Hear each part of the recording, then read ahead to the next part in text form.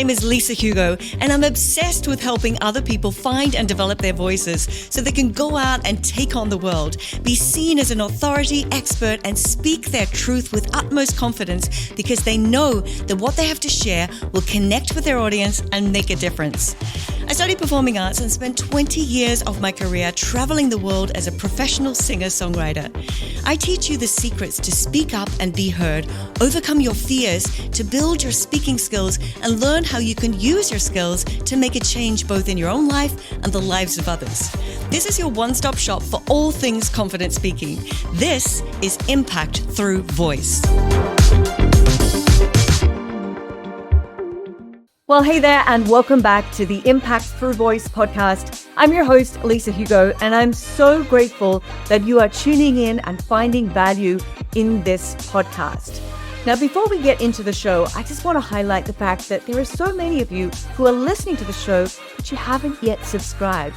Seriously, it would mean so much to me and to my team if you just simply hit the subscribe button on whatever player you're using to listen to this show.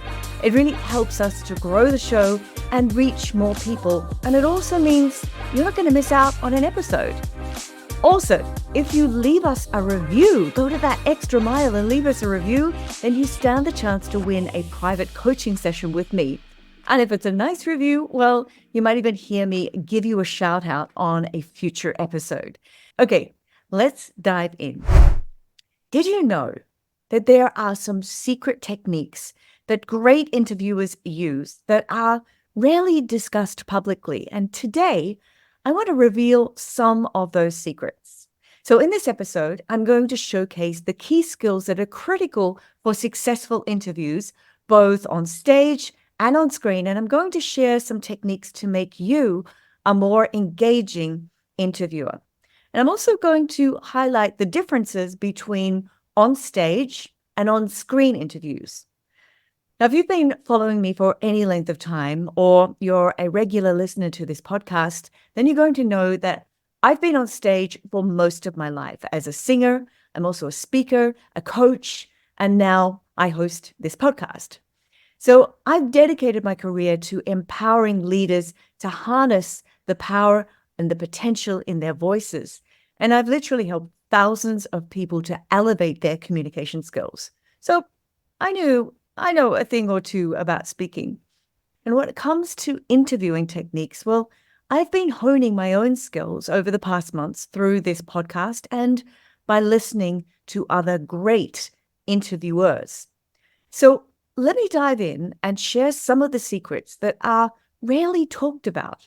Many think that interviewing is just about asking questions, but there is a lot more to it. So I want to start with the basics, the preparation. If you know you have an interview coming up with someone, then you need to do some research. Don't just go into it and wing it. Find all the information that you can about this person. What's their mission? What do they stand for? What are their achievements? What is it that they do which connects with you and your podcast? How does this guest connect with the topic of the interview that you're leading? And I'll share with you one of my top secrets for preparing for an interview with speed and with ease, and that's by using AI. Generally, the people that I'm going to be interviewing will already have an online profile. So that means that I can use something like ChatGPT to help me to find out more about this person. So I'll give ChatGPT a prompt. Hey, this week I'm going to interview this particular person. I'll give their name.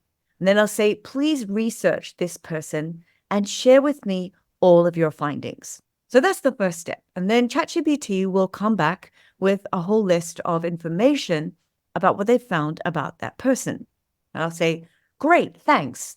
Now let's come up with 10 questions that I could ask this person in relation to the topic of our podcast, which is making an impact through voice.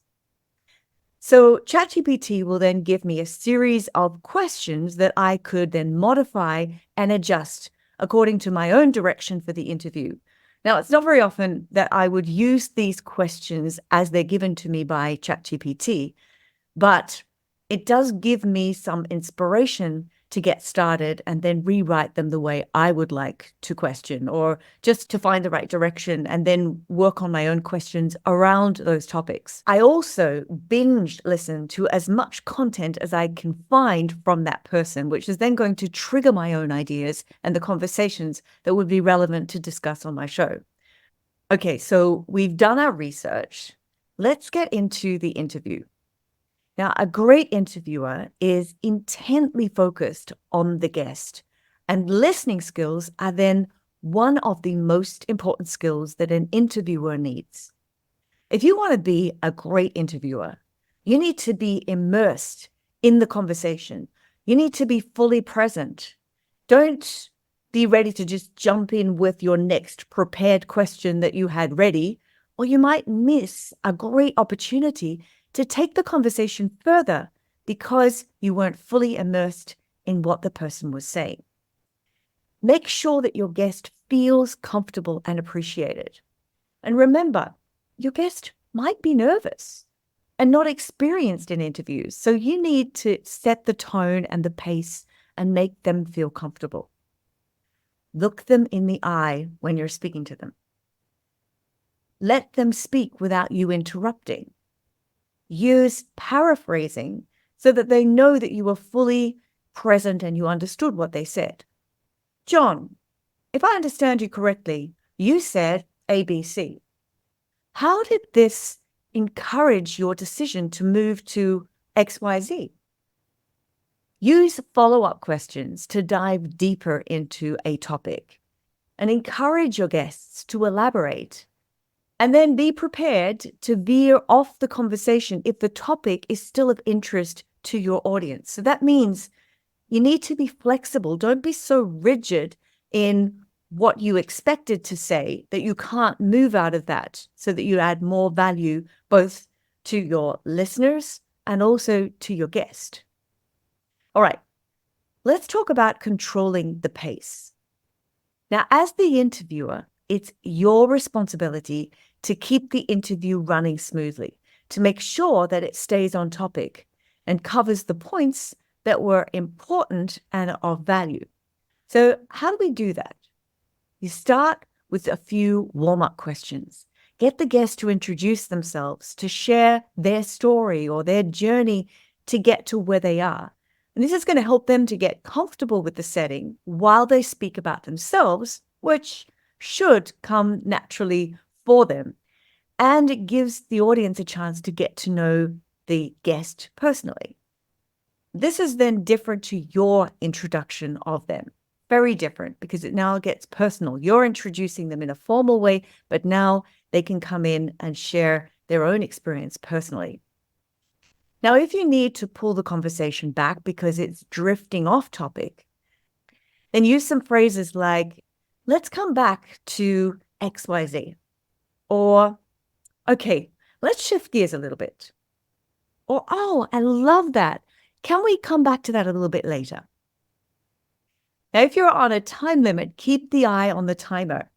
If it's an on-camera interview, then the camera technician or the person behind the camera could give you a 10-minute warning alert, for example, when you're getting close to your time. And then if you want to have more prompts, you could ask them to give you more. For example, when you're 15 minutes in, and then when you're 30 minutes in, and then when you're 45 minutes in, they give you a little call out. So they could just hold up their phone with a timer, and then you realize where you are in the interview. Or you could just have a timer running somewhere in the distance where you can see it, and you can keep an eye on where you're at within the interview. Now, it depends. Depending on the type of interview, every so often, it's great to summarize any key points and use them as a bridge to the next topic. For example, you've had a lot of success with X. And that leads me to then wonder about Y. All right, let's move on to body language and eye contact on screen and on stage. But one of the biggest problems that people who are inexperienced at interviewing run into is they don't know where to look, especially if there are multiple cameras in the room. Imagine you're on a TV set and you've got multiple cameras filming different angles, and you might even have an overhead camera on a boom. So this is an entirely different setup. And usually in this kind of a scenario, you're going to also have a producer who's talking to you in your ear, telling you which camera you should be looking at and what you should be saying. So this is an entirely different setup that you would need some extra training on and practice to get used to. So I'm not going to cover that scenario any further in this episode. But let's say that you are recording an on-camera podcast interview, like many of the ones that you will have seen from me on this channel. Well, we generally have 3 cameras or a 3-camera setup. 1 camera for each of the interviewers, or 1 for the interviewer, 1 for the guest. And then we have a center camera for the entire widescreen angle. So when you are introducing your guest to the podcast, then you're usually going to speak to the camera, which is focused only on you. It's like your personal angle. And you'll share the information about the guest that you're about to introduce to that camera. And then when you go to welcome the guest onto the show, that's when you turn to focus to the guest and you begin the interview directly to them, eye contact. You don't necessarily need to ever look back at the camera again unless you're reinforcing a particular point for your listeners. So you turn back to them and say, okay, listeners, did you hear what he said? And then you come back to the guest. Now, I see this mistake all the time when people come onto the show, into the studio, and they feel like they need to speak to the camera during the interview because they're just not comfortable or don't have any experience knowing where to look. And it's really odd if they're talking to you, but they're looking at the camera. It doesn't work. So remember, the conversation is with the interviewer. Make sure that you hold eye contact with them across the room, across the table, across wherever you're seated or however the interview is set up. If you're speaking from stage, it's not really dissimilar. You can use a very similar technique. So the audience is going to be the camera that you would speak to in the case of a podcast. So you'll turn to the audience and you'll introduce the guest to the audience by speaking out to the audience. And then again, when it's time to then introduce that guest, then you turn to the guest and you say, well, welcome, so good to have you here. And you start speaking directly to them. So unless you're highlighting something that was said back to your audience, you don't need to interact with the audience again. But in the case of a stage, then it is good to come back to the audience every so often to wrap up something that they said. Did you get that point? Or that was hilarious. Can you believe he just said that? I recommend that you watch interviews. Like one which comes to mind is My Next Guest Needs No Introduction with David Letterman. Or Oprah Winfrey. She's a master of interviewing, and you can learn so much by watching other great interviewers.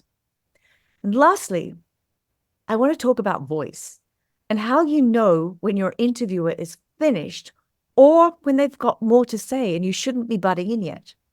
When is the right time for you to speak? And it all comes down to the melody in the voice. And when I'm talking about melody, I'm talking about where you speak to the comma and then you speak to the full stop. And what your guest then does with their voice at those commas and full stops. For example, if I ask a guest, hey, which country did you like the most, Jane? And they say, I really liked Singapore. So their voice went down to finish at the full stop. And you can hear that that was their intent. They had no more to say, that they'd finished. But if their voice stayed up, like, I really like Singapore, then this indicates that they've got more to say. So if you would then come in now by cutting them off and say, oh, I really like Singapore. Oh, great. Yeah, I like Singapore too. Then you've cut them off. So they were probably wanting to go on to say something like, I really like Singapore because the people are so friendly and the city is so livable. And now at livable, their voice has gone down, which indicates that they're most likely finished with their sentence, and you could probably come in. So make sure that you listen when your guest drops down at the end of a sentence and wait a fraction of a second to make sure that they really are finished before you respond or you jump in with the next question. Now, another really important reason to wait a fraction of a second after the guest has spoken is to allow time for the audience to absorb the value that your guest has just shared. So if you dive straight in or you talk over them, then you're depriving your audience of the full value that your guest has to share. And you're depriving your guest from really sharing everything they wanted to share. And they might get frustrated. And the audience will get frustrated as well and switch off because they'll realize that you're cutting in. So the whole job about being a good interviewer is to know your guest well, to have an outline for the direction that you want the interview to take, but to be flexible so that you can adjust according to the value that your guest is then giving to your audience. Make sure you are a good listener and you focus on the conversation. So don't be so rigid in your questions that you can't respond to what your guest is saying and ask questions which could be relevant to the direction that the conversation is taking.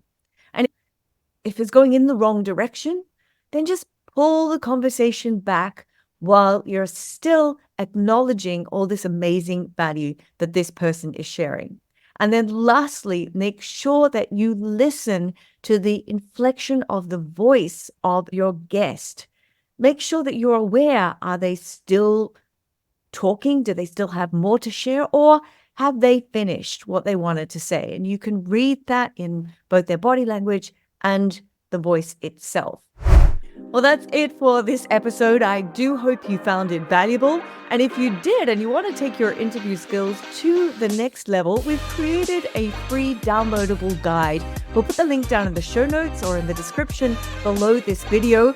And then again, if you did find it valuable, then please hit that subscribe button. And even better, go and leave us a review. All right, my friends, I'll see you in the next episode. Congratulations, you've just finished another episode of Impact Through Voice. You're well on your way to making a positive impact in the world with your voice. If you want more, head on over to lisahugo.com/podcast for show notes and all the links that we mentioned in this episode. Until next time.